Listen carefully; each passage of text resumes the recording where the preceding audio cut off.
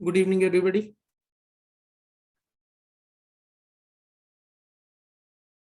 But I hope everybody is able to hear my voice clearly. Okay.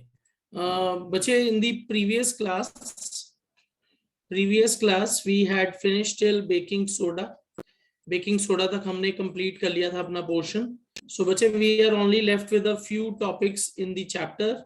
So we'll be trying to recap and finish off all the topics in acid base salts today. So बच्चे आज जो हम सबसे पहला salt pick करने जा रहे हैं that is washing soda. Okay, washing soda. अब बच्चे when we talk about washing soda, जब हम वॉशिंग सोडा की बात करते हैं, this is the common name salt. अब बच्चे इसका जो केमिकल फॉर्मूला है it is Na2CO3 Na2CO3 dot 10H2O. okay, washing soda Na2CO3 dot 10H2O. अब अच्छा इसका केमिकल नेम क्या होगा? we'll be keeping the chemical name based on the chemical structure. तो बच्चे केमिकल फॉर्मूला जो है इसका है Na2CO3 dot 10H2O. so we will call it sodium carbonate decahydrate. Deca means 10, hydrate means it has 10 water molecules. तो बच्चे इसका chemical name बन जाएगा सोडियम कार्बोनेट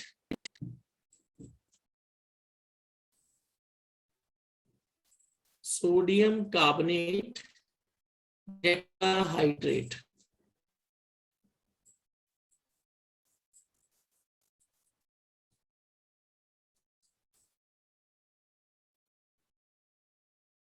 ओके, ये बच्चे इसका केमिकल नेम है washing soda Na2CO3 dot 10H2O.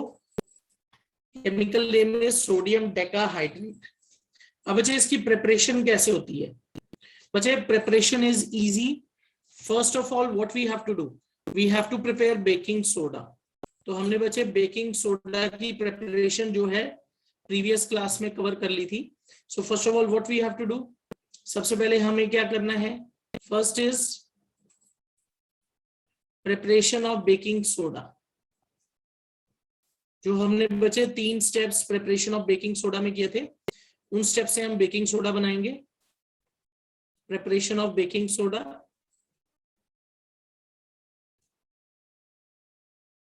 Okay, once you get baking soda that is sodium bicarbonate.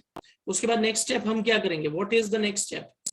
बच्चे with use of heat we will break it down to form sodium carbonate. Second step is thermal decomposition of baking soda. Thermal decomposition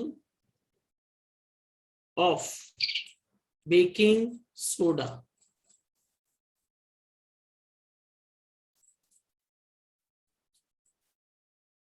Okay, this is the second step. अब बच्चे इस step के अंदर क्या होगा?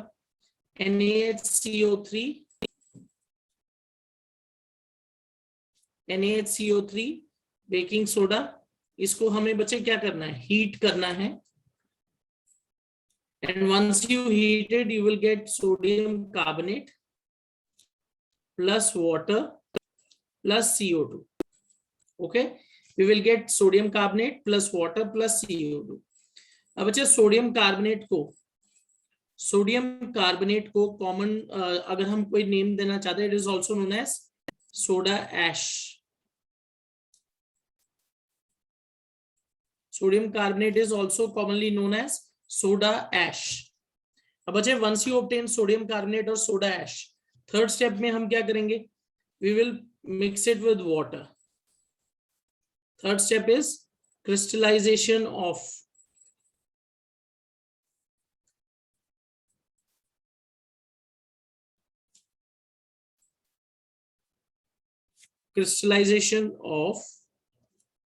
soda ash to form washing soda.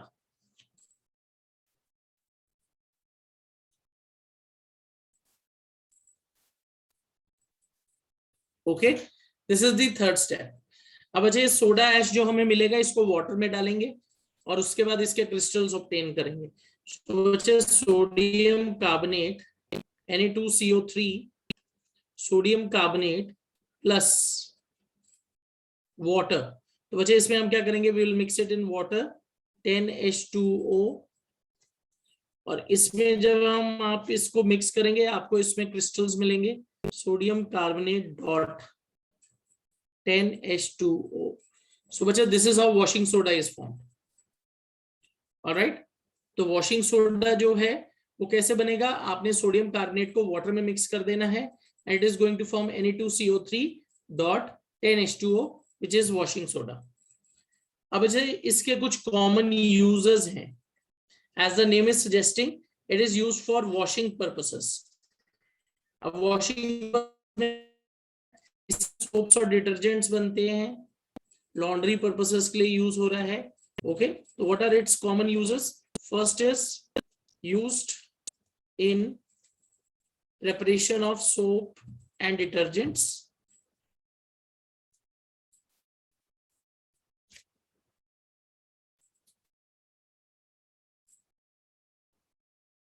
ये soap और detergents बनाने के काम आएगा।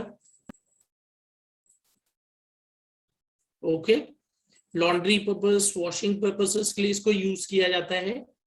सेकंड बच्चे, इससे बहुत सारे इंपॉर्टेंट और सोडियम कंपाउंड्स बनाए जाते हैं, used for producing important sodium products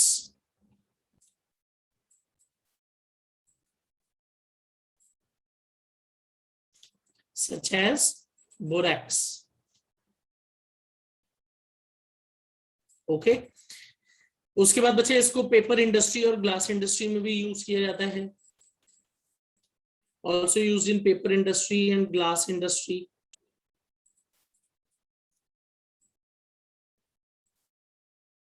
Used in paper and glass industries.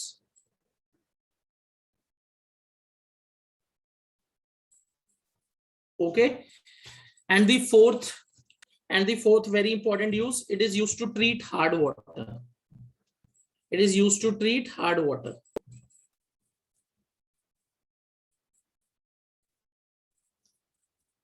Abachya, what do we understand by the term hard water?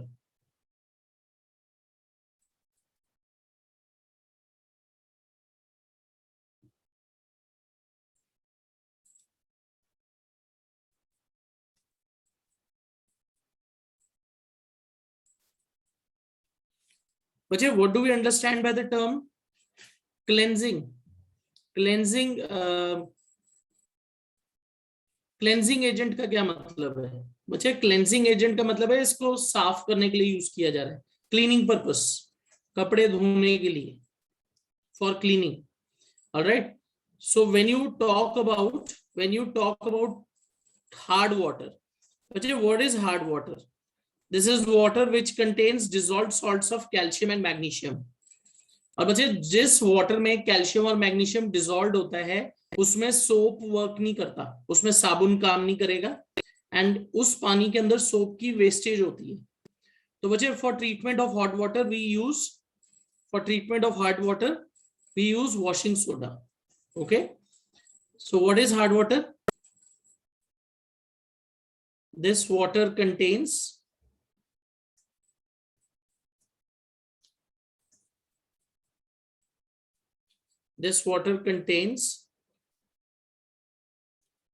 dissolved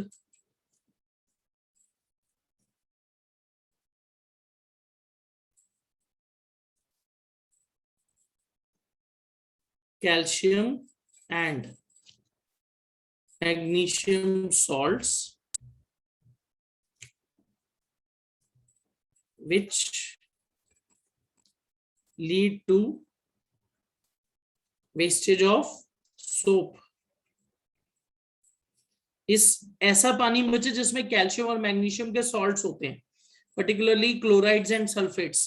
अगर आप बच्चे उसमें सोप यूज करते हो तो सोप जो है वो झाग नहीं बनाता, and this leads to wastage of soap. Okay, that is which leads to wastage of soap, wastage of soap and scaling. What do you understand by scaling? Scaling का मतलब है बच्चे जैसे इंडस्ट्रीज में जहां बॉयलर्स यूज होते हैं पानी को गर्म करने के लिए, तो वहां स्केलिंग हो जाती है बॉयलर्स के अंदर, सॉल्ट जमा होना शुरू हो जाता है जिससे उसकी वॉल्स वीक पड़ जाती हैं, तो वो फट भी सकता है। उस केस में बच्चे हम वाटर को ट्रीट करने के लिए क्या करते हैं, we will use washing soda. Okay, तो ये बच्चे इसके कुछ कॉमन यूजेस हैं। I hope this is clear to everybody. बच्चे ये सबको क्लियर है, इसमें कोई डाउट तो नहीं है किसी को?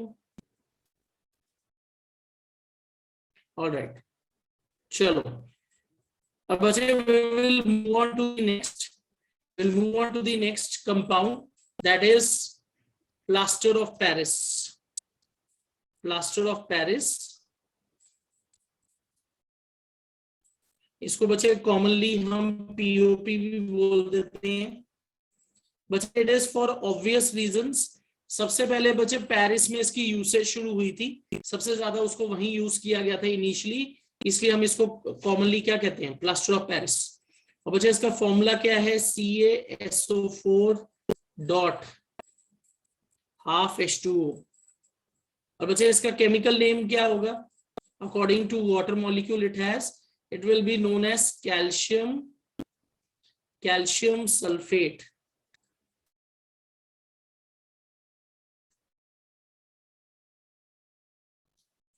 calcium sulfate half hydrate। बच्चे हाफ की जगह आप हेमी भी लिख सकते हो, हेमी ऑल्सो मीन्स हाफ।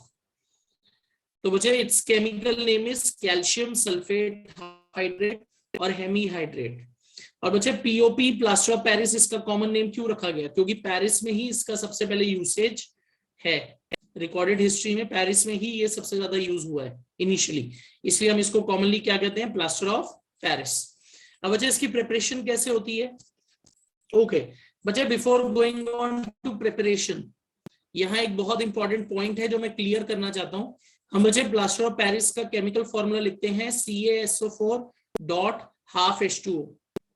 पर बच्चे you need to remember half water molecule तो कुछ नहीं है, ऐसा नेचर में एग्जिस्ट ही नहीं करता वाटर मॉलिक्यूल।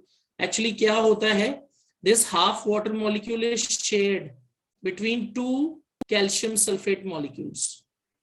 एक वाटर मॉलिक्यूल जो है दो कैल्शियम सल्फेट के मॉलिक्यूल शेयर करते हैं।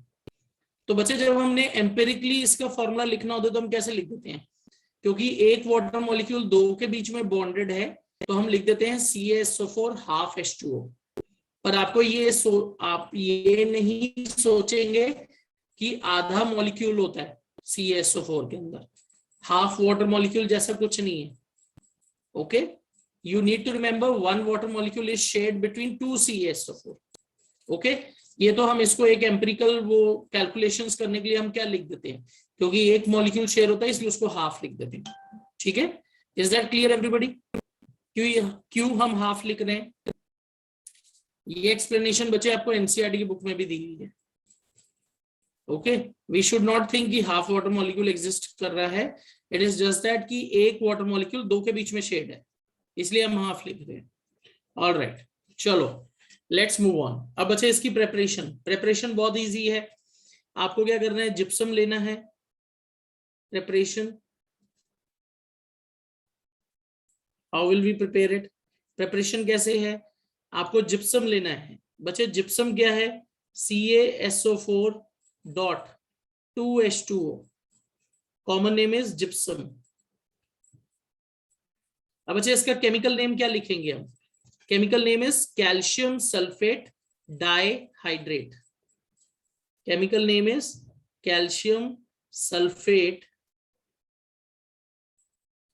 डाइहाइड्रेट। अब अच्छा what do we understand by di? Di means two. तो जिप्सम में दो वाटर मॉलिक्यूल्स हैं, कैल्शियम सल्फेट डाइहाइड्रेट। इसको बच्चे हम हीट करेंगे and what should be the temperature? Temperature should be below 100 और you can say nearly 100 degree Celsius. 100 degree Celsius तक आप इसको हीट करोगे, केल्विन स्केल में 373 केल्विन। बच्चे जब आप जिप्सम से पीओपी बनाना चाहते हो तो टेम्परेचर 100 डिग्री सेल्सियस से ऊपर नहीं जाना चाहिए। ओके, तो 100 डिग्री सेल्सियस तक आप इसको हीट करोगे तो क्या होगा? You will gate POP, CaSO4 dot half H2O और कितना वाटर मॉलिक्यूल बचेगा? 3/2 वाटर, ये निकलेगा। ओके, कैल्शियम सल्फेट में बचे 2 वाटर मॉलिक्यूल्स हैं जिप्सम में, तो जब आप उसको 100 डिग्री सेल्सियस तक हीट करोगे तो 3/2 वाटर निकल गया, हाफ वाटर मॉलिक्यूल के करीब एक CaSO4 के साथ रह गया। सो this is how you will gate POP. ये आपको पीओपी मिल गया। ऑलराइट, पर बच्चे अगर हम 100 डिग्री सेल्सियस से ऊपर हीट कर देते हैं फिर प्रॉब्लम हो जाएगी। प्रॉब्लम क्या होगी? जिप्सम में सारा पानी निकल जाएगा। Okay, if you heated above 100, let's say you have CaSO4 dot 2H2O और आपने बच्चे इसको हीट किया above 100 डिग्री। आपने इसको above 100 डिग्री सेल्सियस हीट कर दिया, तो बच्चे in this case what is going to happen? ये जो वाटर मॉलिक्यूल है ये पूरा का पूरा निकल जाएगा and it will form CaSO4 plus 2H2। Okay, इसमें से पूरा वाटर मॉलिक्यूल निकल जाएगा। अब अच्छा ये जो कैल्शियम सल्फेट बना है इसके अंदर प्लास्टर ऑफ पेरिस की कोई प्रॉपर्टी नहीं है। Okay, and this is known as dead burnt plaster. It will not act as POP. It is commonly known as dead burnt plaster. Chemical formula तो हमें पता ही है, कैल्शियम सल्फेट है।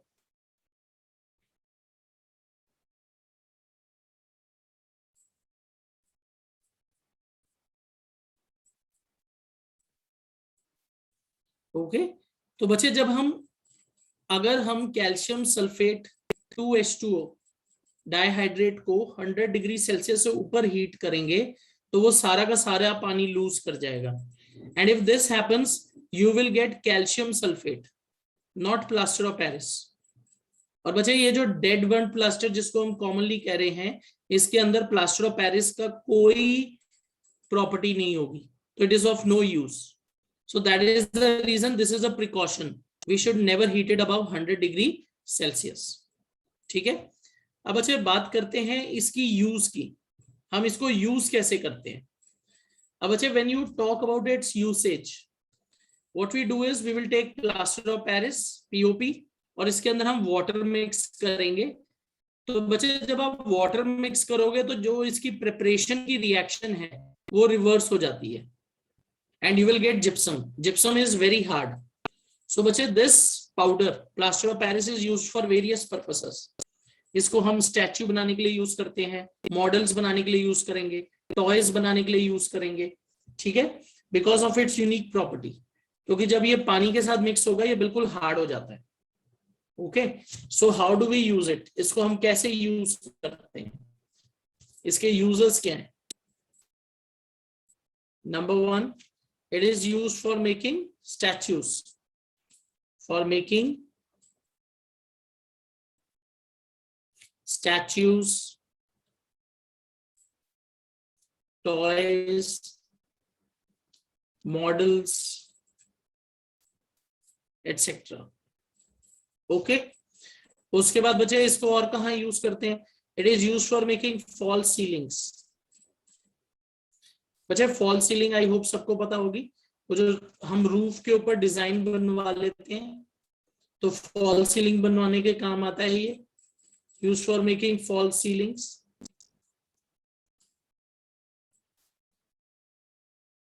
Okay, fall ceiling बनाने के काम आता है। इसको बच्चे डॉक्टर्स भी यूज करते हैं। जैसे अगर कई बार हमें फ्रैक्चर हो गया हाथ में या कहीं भी, तो डॉक्टर क्या करता है? प्लास्टर ऑफ पेरिस का जो पेस्ट होता है वो बैंडेज के साथ लपेट देता है, तो बच्चे प्लास्टर ऑफ पेरिस जब हार्ड हो जाएगा तो जो फ्रैक्चर है वो इमोबिलाइज हो जाता है, फिर वो आप उसे हिला नहीं पाओगे, उसके बाद फिर हीलिंग होती है। तो बच्चे it is used for doctors for plastering the fractures, used for it is used for plastering the fractures.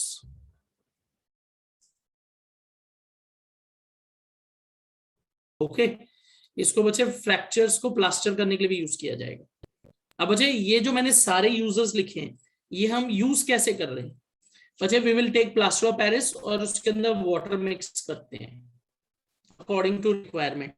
तो उसमें क्या होगा, CaSO4 डॉट हाफ H2O, आपने इसमें पानी मिक्स किया plus 3/2 water. What is going to happen?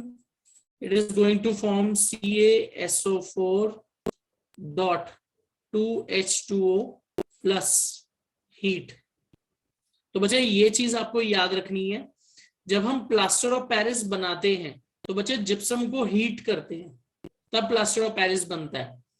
तो जब आप जब आप प्लास्टर ऑफ पेरिस में पानी मिलाओगे, when you mix water with plaster of Paris, it is going to form gypsum again और साथ में हीट रिलीज होगी। तो this is a exothermic reaction, formation of plaster of Paris from gypsum, that is endothermic, but formation of gypsum from plaster of Paris, it is exothermic। तो यहां बच्चे heat release होगी। Okay, is this point clear everybody?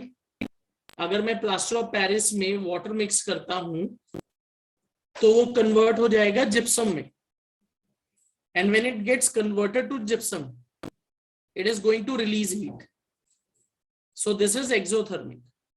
पर जब आप plaster of Paris gypsum से बना रहे हो उस टाइम आपको हीट सप्लाई करनी पड़ेगी and that would be endothermic. Is that point clear everybody? बताइए। ऑलराइट, तो ठीक है, तो बच्चे दिस इज इट। यहां हमारा प्लास्टर ऑफ पेरिस के जो यूजर्स हैं वो भी हो गए हैं। तो बच्चे हमें एक चीज ये याद रखनी है कि जब भी हम प्लास्टर ऑफ पेरिस की बात कर रहे हैं इसकी स्टोरेज का भी ध्यान रखना है, इसकी स्टोरेज का भी ध्यान रखना है। It has to be stored in cool dry place. तो जनरली अगर हम इसका पैकेट खोल देते हैं तो उसके बाद पानी एब्जॉर्ब करके ये खराब हो जाता है। तो हमेशा इसको एयरटाइट कंटेनर में स्टोर करना है, क्योंकि ये मॉइस्चर एब्जॉर्ब करके किस में कन्वर्ट हो जाएगा, जिप्सम में, and then it will be of no use. हाँ जी सिमरन। Sir, how does plaster of Paris combine with 1.5 molecule of water? बच्चे कैसे कंबाइन करेगा? Yes, sir. बच्चे आपको ये समझना है कि ये हम सिर्फ इक्वेशन या एम्पिरिकल फॉर्मूला लिखने के लिए कर रहे हैं ताकि हम कोई कैलकुलेशंस कर सके। यहाँ मैंने हाफ H2O तो लिखा ही है, पर बच्चे आपको ये समझना है कि यहाँ 2CaSO4 H2O है। ये तो सिर्फ इक्वेशन दिखाने के लिए हमने ऐसे लिखी है। ओके, तो यहाँ आपके पास 2 CaSO4 मॉलिक्यूल्स हैं जिसमें एक वाटर मॉलिक्यूल है, और इस हाफ को डबल कर लो यानी 3 वाटर के साथ वो कंबाइन होकर ये प्लास्टर ऑफ पेरिस, सॉरी ये जिप्सम बना रहा है। आई थिंक ये देखो यहां मैंने आपको एक्सप्लेन किया है। हमने ये नहीं सोचना कि CaSO4 में हाफ H2O लगा हुआ है प्लास्टर ऑफ पेरिस में। एक्चुअली स्ट्रक्चर ये होता है प्लास्टर ऑफ पेरिस का,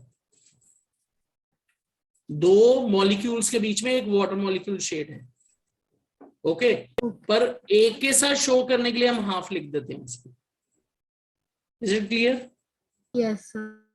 ऑलराइट, तो बच्चे हमें यही सोचना है कि प्लास्टर ऑफ पेरिस है, उसमें मैंने पानी डाला तो अपनी रिक्वायरमेंट के हिसाब से वो पानी के साथ कंबाइन हो गया।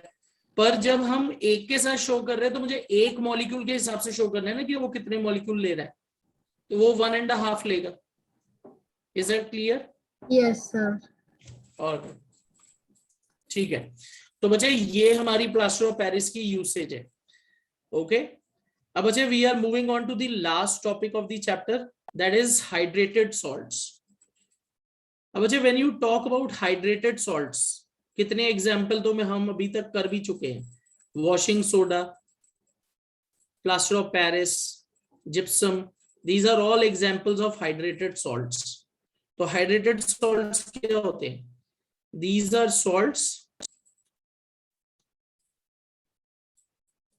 these are salts which contain,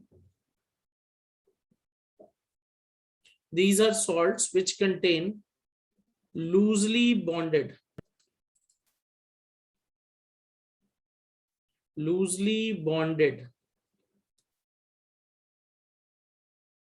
water molecules.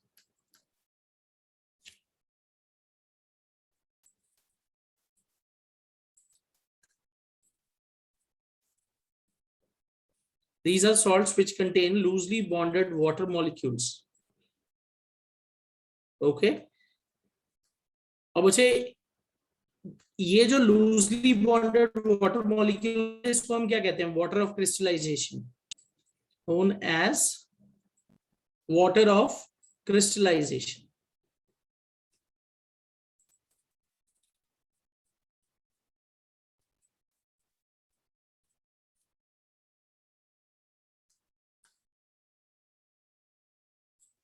Okay. अब बच्चे आपकी एनसीईआरटी की बुक में एक बहुत इंटरेस्टिंग एक्टिविटी दी है. I just go to that activity. ये एक्टिविटी आपको एक्सप्लेन की गई है कि अगर मैं किसी सॉल्ट को ले रहा हूं, जैसे मैंने लिया कॉपर सल्फेट 5H2O, तो यहां देखो ऊपर क्या लिखा है? Are crystals of salts really dry? तो बच्चे in this activity what is done is activity 2.5, एक टेस्ट ट्यूब है. इस टेस्ट ट्यूब के अंदर बच्चे क्या किया गया है? इस टेस्ट ट्यूब के अंदर क्रिस्टल्स ऑफ कॉपर सल्फेट लिए गए हैं. Crystals of copper sulphate. तो बच्चे when you talk about crystals of copper sulphate, it is CuSO4.5H2O. Okay. और बच्चे इनका कलर क्या होता है? It is blue in colour. They are blue crystals. इन क्रिस्टल्स को मैंने बॉइलिंग ट्यूब में लिया और इनको हीट किया. So, बच्चे what you will notice as you gradually heat them up, you will observe that water droplets appear on the side of the tubes. अब ये बच्चे water droplets कहाँ से आए हैं? ये जो कॉपर सल्फेट क्रिस्टल के अंदर बच्चे वाटर मॉलिक्यूल्स हैं, ये क्या होंगे? They will get separated from crystals and they will evaporate, और टेस्ट ट्यूब के जो कूलर साइड्स हैं वहां जाके ये कंडेंस हो जाएंगे.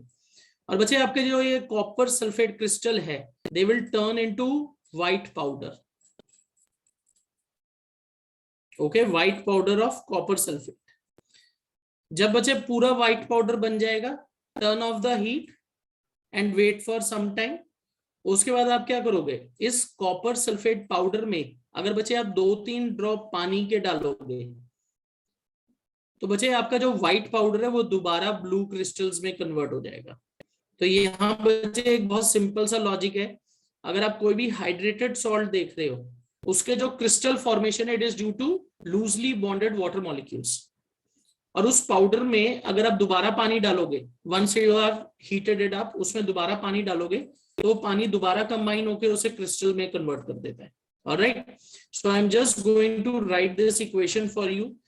यहाँ हमने किसका एग्जाम्पल लेना है? We have to take example of CuSO4.5H2O, copper sulphate dot 5H2O.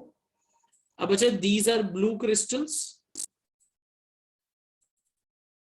ये ब्लू कलर के क्रिस्टल्स होते हैं और इसका केमिकल नेम हम क्या लिखेंगे? It is copper sulphate. It is copper sulphate pentahydrate.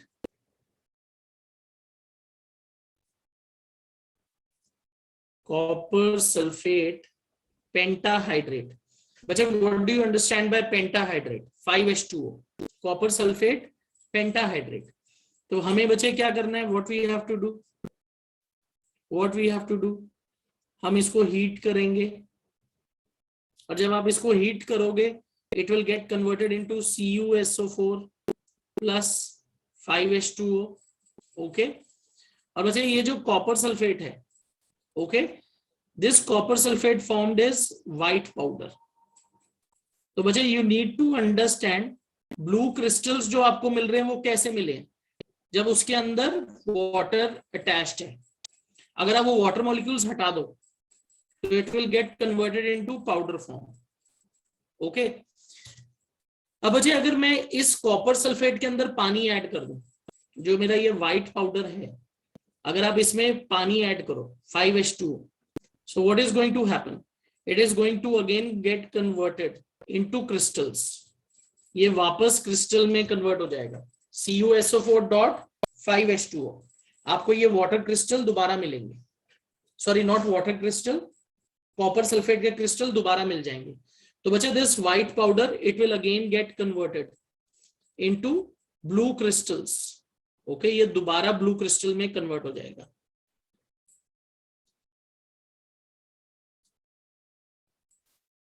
ठीक है, तो बच्चा this is something which is very interesting. Hydrated salts में जो वाटर लूजली बॉन्डेड है उसकी वजह से ही क्रिस्टल फॉर्म आता है। अगर आप वो वाटर मॉलिक्यूल हटा दो हीट से तो पाउडर। अच्छा, इसमें आप एक एग्जांपल और लिख सकते हो, इसमें आप फेरस सल्फेट का एग्जांपल लिख सकते हो, FeSO4 डॉट 7H2O। बच्चे ये एग्जांपल हमने केमिकल रिएक्शंस एंड इक्वेशंस में भी किया था। Ferrous sulphate crystals, these are pale green in colour, pale green. Okay, और इनका केमिकल नेम बच्चे हम क्या रखेंगे? It is ferrous sulphate, ferrous sulphate heptahydrate.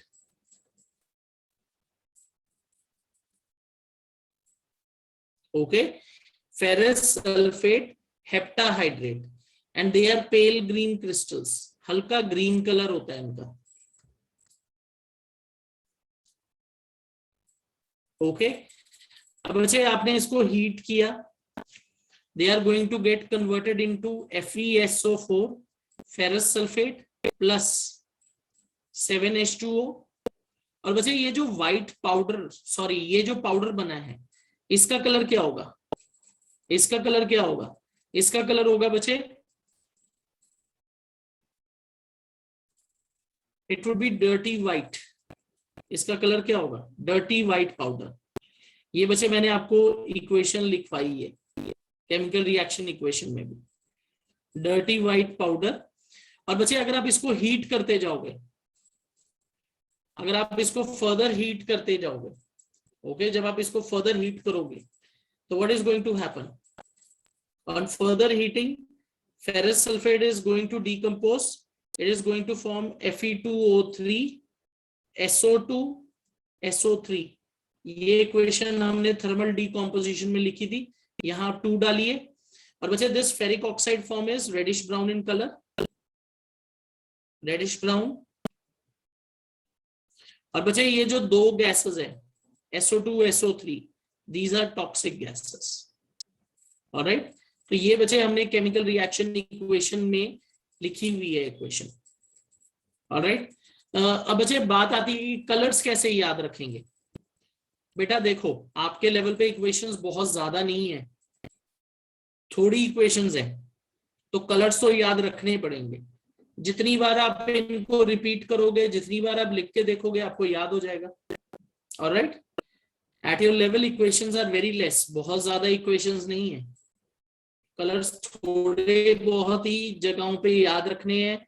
Ferrous sulphate है, कॉपर सल्फेट है, ऐसी इक्वेशंस आपको याद रखनी पड़ेंगी, इसका और कोई वे आउट नहीं है। Alright, okay. इसमें बच्चे मैं आपको एक एग्जांपल और लिखवा देता हूं। Let's say you have washing soda Na2CO3.10H2O। बच्चे इसका व्हाइट क्रिस्टल होते हैं, आप इसको हीट करोगे, व्हाइट क्रिस्टल्स आप इनको हीट करोगे, okay, they are going to get converted into washing soda and washing soda is white powder plus 10H2O, ये अलग हो जाएगा। Okay, so this is white powder। okay, तो बच्चों this is how you will get hydrated salts। और अगर आप hydrated salt को heat करोगे, they will decompose to form their constituent salt। ठीक है बच्चे, इज दिस क्लियर एवरीबॉडी? सबको समझ आ गया ये?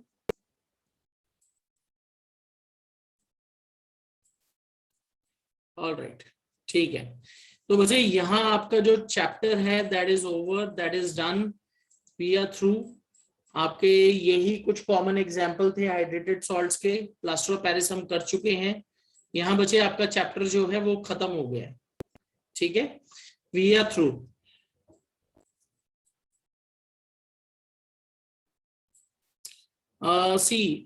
देवादत्तन, पोटेशियम परमैंगनेट क्रिस्टल जो है ना, उसको आप हाइड्रेटेड सॉल्ट नहीं बोलोगे, that is not hydrated salt, वो KMnO4 ही है। It is not mixed with other water source. जैसे अगर हम वॉशिंग सोडा देख रहे हैं उसमें वाटर मॉलिक्यूल्स हैं, कॉपर सल्फेट के क्रिस्टल देख रहे हैं उसमें पानी मिक्स्ड है, पोटेशियम परमैंगनेट क्रिस्टल में पानी नहीं है, it is simply KMnO4। Is that clear Devadattan? अब आपने ये भी नहीं सोचना कि जिसके हमें क्रिस्टल दिखेंगे उसमें वाटर मॉलिक्यूल होगा। जैसे बच्चे सोडियम क्लोराइड का अगर आप देखोगे उसका भी क्रिस्टलाइन स्ट्रक्चर है, that is ionic compound. Hydrated salt अलग है, उसमें क्रिस्टल फॉर्म तब आता है जब उसमें पानी है। ओके, तो ये चीज हमें याद रखनी। Alright,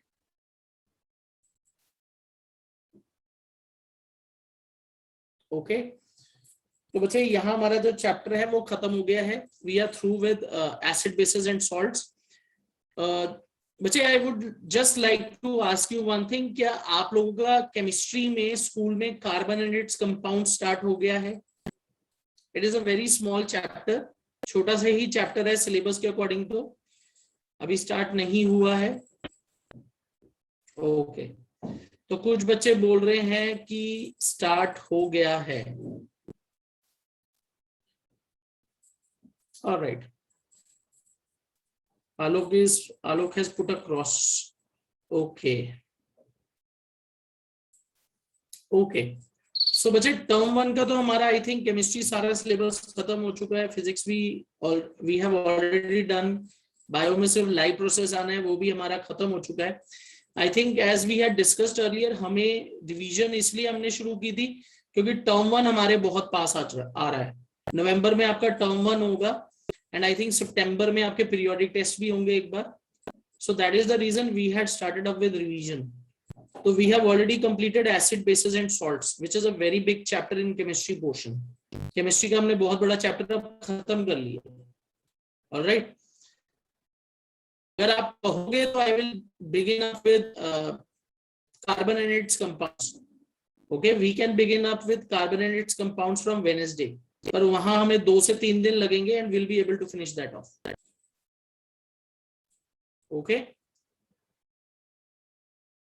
is that clear everybody? So Wednesday we begin up with carbon and its compounds. I think it will just take 2 to 3 days.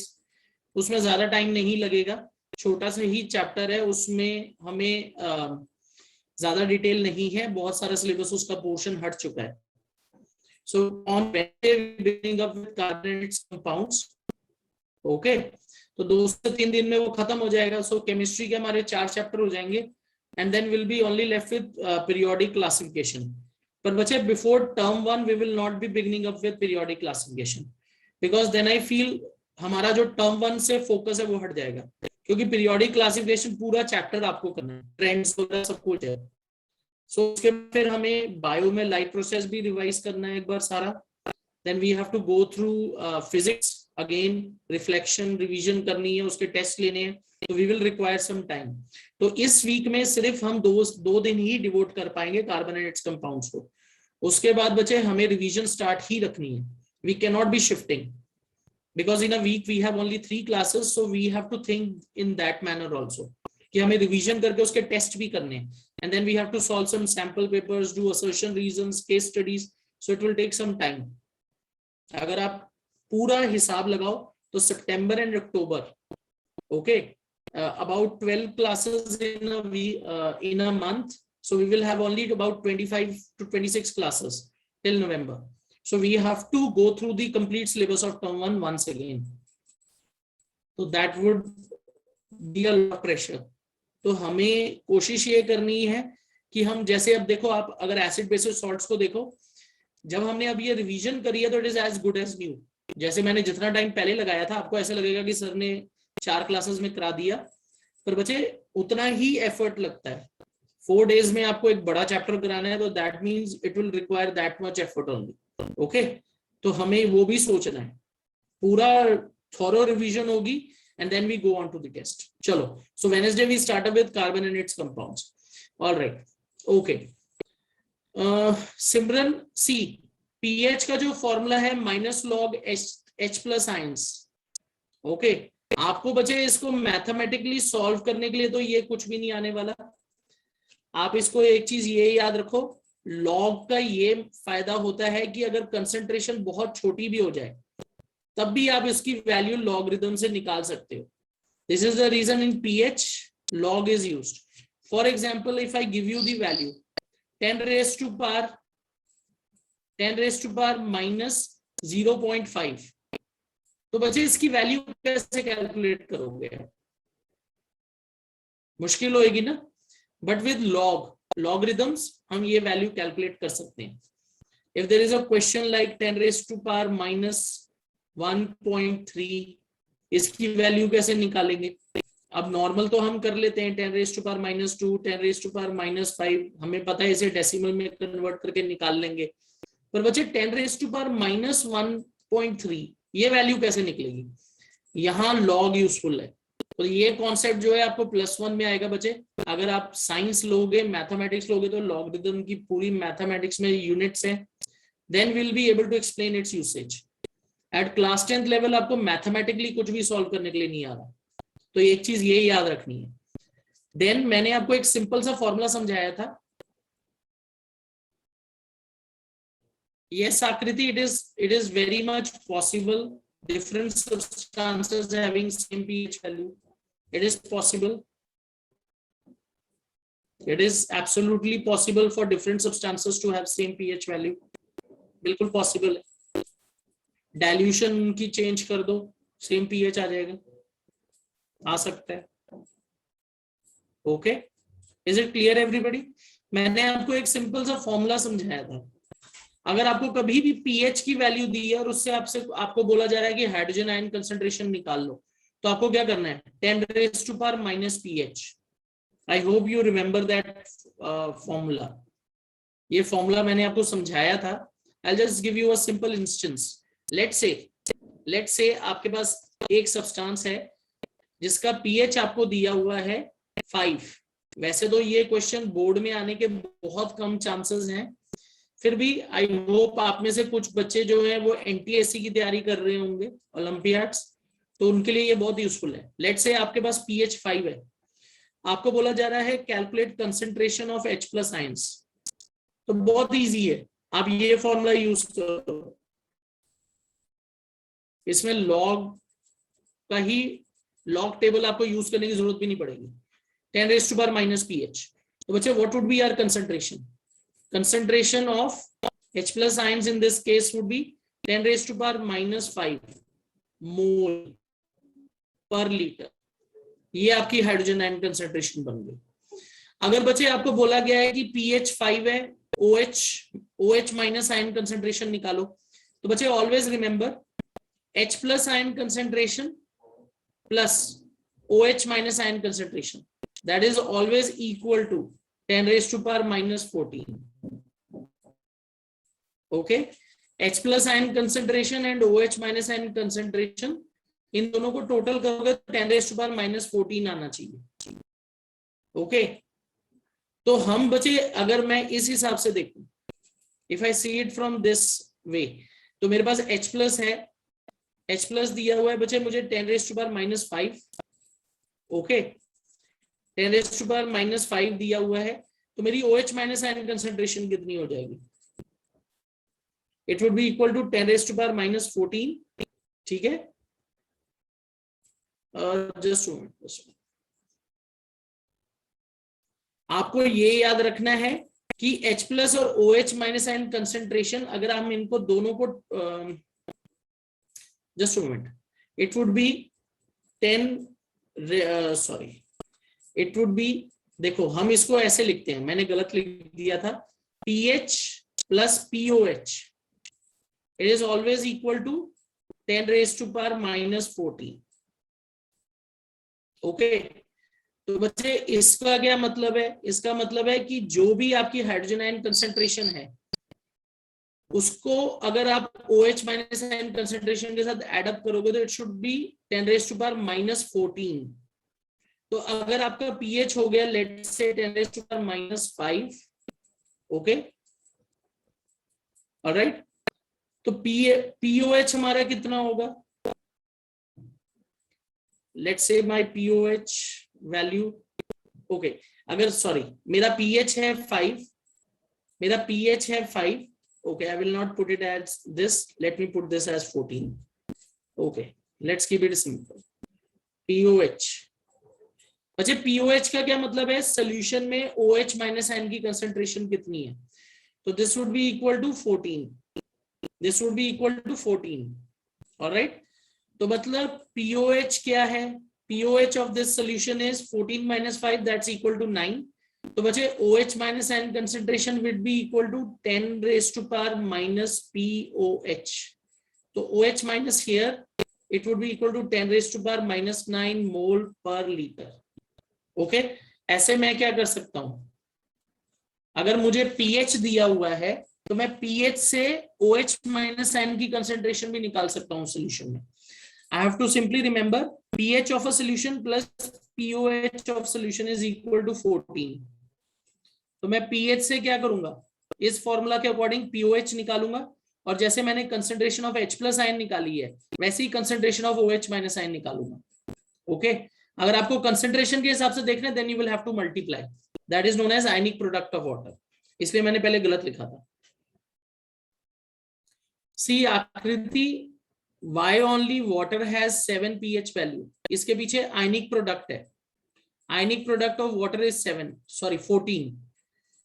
उसके अंदर जो प्योर वाटर की कंसंट्रेशन जब बनती है आयंस की, कैसे बनेगी? उसके अंदर वैल्यू होती है H की, हाइड्रोजन आयन की कंसंट्रेशन होती है 10 raised to power -7, ओके, और POH OH की जो कंसंट्रेशन होती है वो भी 10 raised to power -7 है. इसको हम कहते हैं ionic product. This is known as ionic product of water.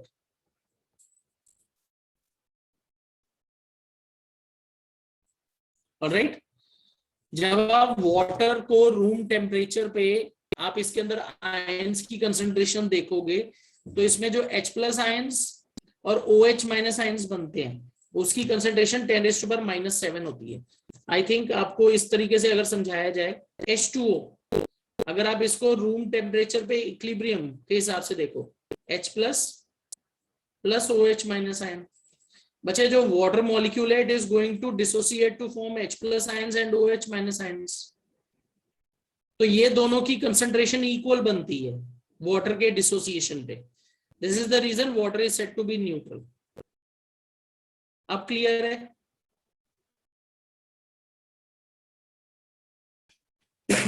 बच्चे जब वाटर मॉलिक्यूल ब्रेक डाउन होगा तो उसमें क्या फॉर्म होगा? उसमें H प्लस आयंस और OH minus ions equal concentration में बनते हैं. This is the reason. Is it clear now? क्योंकि देखो वाटर है ना, H2O H plus and OH minus ions equal volume में बनता है हमेशा. This is the reason. Alright, चलो आई होप बच्चे आपको pH और POH का कॉन्सेप्ट अब समझ आ गया. Okay, this is clear everybody? जो फॉर्मूला बच्चे मैंने यहां लिखे हैं इसको अगर यूज करोगे तो कर सकते हो. इससे ऊपर आपसे कुछ और नहीं पूछा जाएगा.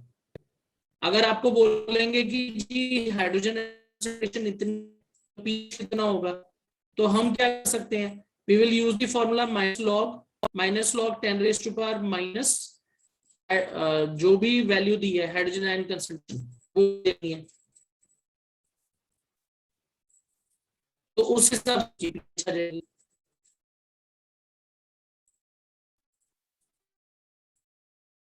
ओके, चलो, so I hope this is clear to everyone. Okay, alright, so बच्चे ओके, व्हाट आर रीजेंट्स? बच्चे रीजेंट्स आर कॉमन. चिल्ड्रन ये केमिस्ट्री में हम यूज होते reagent का मतलब होता है simple chemicals that we use, जैसे लेबोरेटरी रीजेंट बोल दिया तो वो केमिकल के लिए यूज हो रहा है, जो केमिकल लैब्स में यूज हो रहे हैं रीजेंट। ठीक है, एनीथिंग एल्स? ओके बच्चे, I will be doing one thing, I will not put acid bases salts test today. वैसे तो वो तैयार हो चुका है पर वो टेस्ट आज नहीं डालूंगा। I will upload that test on the group tomorrow, कल अपलोड कर दूंगा। और उसके बाद आपके पास अनलिमिटेड टाइम होता है, उसको तो आप जब मर्जी कर सकते हो। ठीक है, so you will get some time to revise it through. Okay, पर मेरा एक ये आपको सजेशन है कि जब आपकी तैयारी हो जाती है उसके बाद उसको ट्राई करिए। और मैंने एक चीज देखी है कि जो मैं वो टेस्ट वहां अपलोड करता हूँ, बहुत कम बच्चे उसको अटेम्प्ट करते हैं। बच्चे, I just want to ask you one thing, once you have attempted it, एक बार जब आप उसे अटेम्प्ट कर लेते हो उसके बाद आप उसे दोबारा अटेम्प्ट नहीं कर पाते? You can only attempt it once.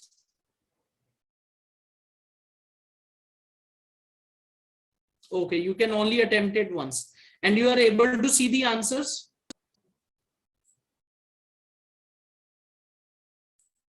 You're able to see the answers. All right, so what I'll be doing is once I put it on the class answer option आता है, view answers करते हैं आगे जाके, मैंने उसे check किया, उसमें view answers पे जब आप जाएंगे या view answer summary एक ऐसा ऑप्शन आता है, उस पर क्लिक करेंगे तो आपको आपके आंसर्स भी दिखेंगे साथ में कि आपने क्या किया है। ऑलराइट, और उसमें आपको वो ऑप्शन मिलता है। What I'll be doing is, एक बार तो उसको मैं क्लास मैथ्स ऑनलाइन ऐप पे अपलोड किया करूंगा। जब आप उसको एक बार कर लेंगे, about after 1 week, once you have everybody has attempted, उसके बाद में वो जो क्वेश्चन होंगे मैं ग्रुप में शेयर कर दिया करूंगा। जैसे आज मैंने human I and colourful world का क्वेश्चन पूरे शेयर कर दिए ग्रुप में, because Simran was saying she is having some trouble attempting it, so then you can then go through it there also. Is that clear everybody?